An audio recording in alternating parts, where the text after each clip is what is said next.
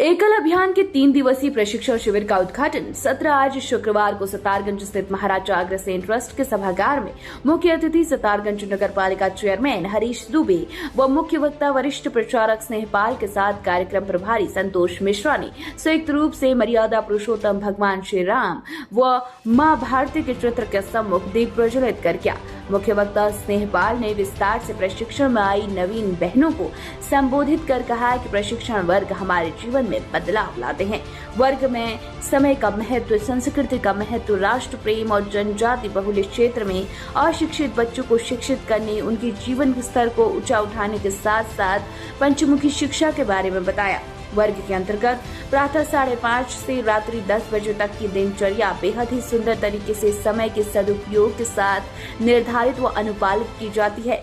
हिंदू संस्कृति में सदियों से साधु संतों के द्वारा जो गुरुकुल में शिक्षा व संस्कार समावेश किए जाते हैं, बच्चे अपने घरों से, अपने माता पिता से दूर रहकर गुरुकुल में शिक्षा ग्रहण करते हैं। उसी प्रकार एकल अभियान के द्वारा आयोजित प्रशिक्षण शिविर इन बहनों के लिए एक क्रांति के रूप में सभी का मानसिक विकास करता है।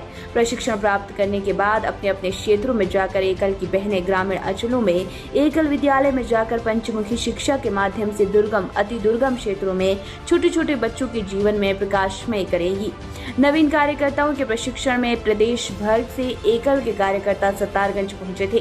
देश के अलग अलग जनपदों कर्णप्रयाग, रुद्रप्रयाग, गोपेश्वर, टिहरी, देहरादून, नैनीताल, खटीमा, चंपावत, पिथौरागढ़, बागेश्वर, अल्मोड़ा से पहुंचे हुए कार्यकर्ता प्रशिक्षण के दौरान कार्यक्रम में मुख्य वरिष्ठ प्रचारक वक्ता स्नेहपाल ने कहा, भारत की स्नातन संस्कृति विश्व की सबसे प्राचीन संस्कृति है, इसीलिए इसे स्नातन संस्कृति कहा जाता है।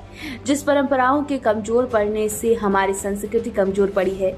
आप हंसी संघर्षों, जातिवाद, संप्रदाय, वंशवाद, जिसके खातिर 1000 वर्षों तक भारत गुलाम रहा, आज अब ऐसा ना हो, इसके लिए हम सभी को एकजुट इसके लिए हमें मिलजुल कर इस राष्ट्र को मजबूत करना होगा और राष्ट्रवाद को बल देना होगा। जिन महापुरुषों ने, ऋषि मुनियों ने इन देश की रक्षा के लिए अपने जीवन को खपा दिया, उन महापुरुषों के पद चिन्हों पर चलकर इस देश की रक्षा के लिए संकल्प लेना होगा। जिन महापुरुषों ने अपना संपूर्ण जीवन व संस्कृति को बचाने के लिए लगा दिया, हमने उसे आगे बढ़ाना होगा। एकल अभियान के तहत देश भर में आरोग्य योजना, ग्राम विकास, जागरण शिक्षा, संस्कार केंद्र और एकल विद्यालय चलाए जा रहे हैं। आज जहां भी सुदूरवर्ती इलाकों में आदिवासियों, वनवासियों व पिछड़े, गरीब, निर्धन लोगों के लिए शिक्षा की कोई उचित व्यवस्था, ऐसे में कई क्षेत्रों में एकल विद्यालय संचालित कर बच्चों को 3 घंटे की अनौपचारिक शिक्षा गाँव के ही कुछ युवक युवतियों द्वारा दी जाती है। एकल अभियान के माध्यम से देश में छुआछूत को समाप्त कर समरसता का भाव पैदा किया जाता है और ग्रामीण क्षेत्र के विकास पर विशेष बल दिया जा रहा है। पहुंचे हैं ये एकल अभियान करके पूरे देश के अंदर एक संगठन राष्ट्रीय स्वयंसेवक संघ के परिप्रेक्ष्य में चलाया जाता है।